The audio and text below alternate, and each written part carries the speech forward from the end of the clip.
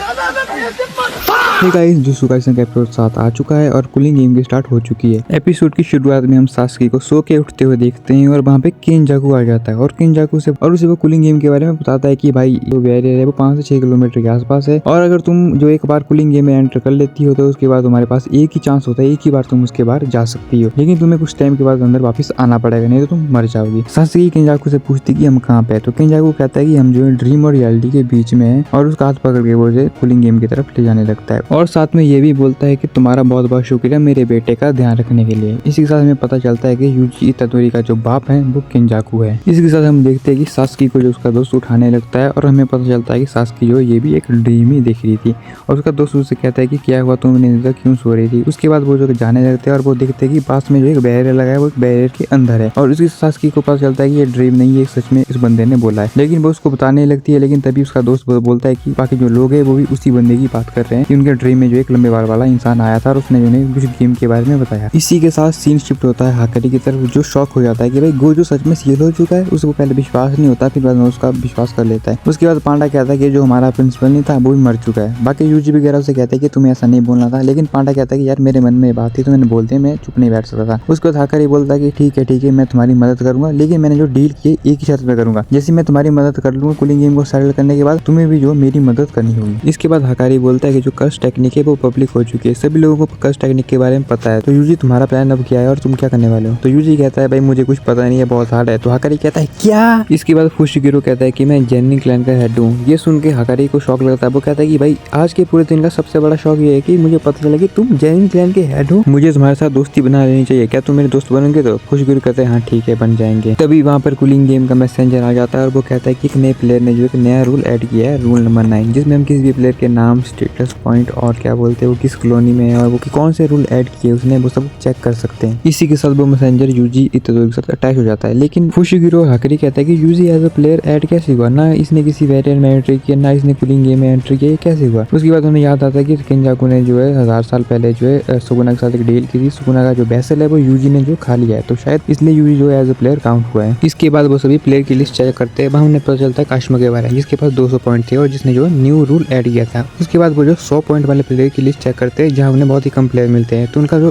Plan बनता है कि वो जो रूल नंबर 8 को जो काउंटर करेंगे, मतलब कि रूल नंबर 8 जान लो गाइस क्या। तो गाइस रूल नंबर 1 एक ऐसा रूल है, अगर तुम 19 दिन के अंदर पॉइंट चेंज नहीं करते तो तुम मारे जाओगे। तो फुशिगिरो कहता है कि हम एक ऐसा रूल बनाएंगे जिससे प्लेयर जो आपस में पॉइंट जो है ट्रांसफर कर सकते हैं, जिससे हम सब बच जाएंगे और हमें किसी मारना भी नहीं पड़ेगा। अगर पॉसिबल होगा तो हम एक ऐसा नया रूल बनाएंगे जिससे हम जो कूलिंग गेम से बाहर भी निकल सकते हैं। उसके बाद फुशिगिरो ये भी कहता है कि जब तक हमें वो एंजल नहीं मिल जाता जो प्रिजन रिलीफ सील को तोड़ सकता है, तब तक हम जो हाजिमे काशिमा के साथ लड़ते रहेंगे। उनका प्लान साफ है कि जब तक उन्हें वो एंजल मिल नहीं जाता तब तक जो हाजिमे काशिमा के साथ वो लड़ते रहेंगे। उसके बाद हम देखते हैं कि हाकारी कहता है कि मैं और जो पांडा है हम जो टोक्यो 2 में जाएंगे, तुम और यूजी जो टोक्यो 1 में जाना, और किरारा जो है बैरियर के बाद हम सबका वेट करेगा। अगले सीन में हम देखते हैं यूजी और फुशिगिरो जो कूलिंग गेम के बैरियर के अंदर जो एंटर करते हैं। तब हमें पता चलता है कि जो भी गेम के अंदर एंटर करता है वो किसी रैंडम लोकेशन पे जो टेलीपोर्ट होता है और जो वहाँ पे जो प्लेयर पहले से बैठे होते हैं वो उनका हंट करने के लिए तैयार होते हैं। जैसे ही यूजी वहाँ पे एंटर होता है वैसे ही उस पर कोई प्लेयर जो हमला कर देता है, लेकिन यूजी जो जल्दी उससे निपट जाता है। और दूसरी तरफ हम देखते हैं कि फुशिगिरो भी एक लड़की के साथ मुकाबला करता है और उसे हरा देता है, मतलब कि वो लड़की मान जाती है और उससे हिगुरामा के बारे में पूछता है। फिर हम देखते हैं कि यूजी जो एक और प्लेयर के साथ लड़ने लगता है और उसे भी सीक्रेट टेक्निक का यूज करके हरा देता है। और फुशिगिरो जो लड़की से कहता है कि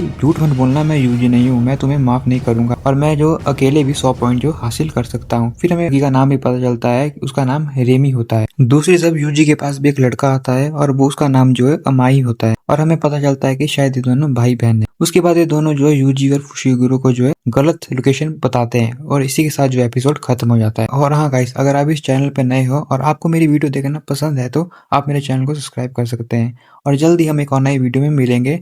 तब तक के लिए बाय बाय।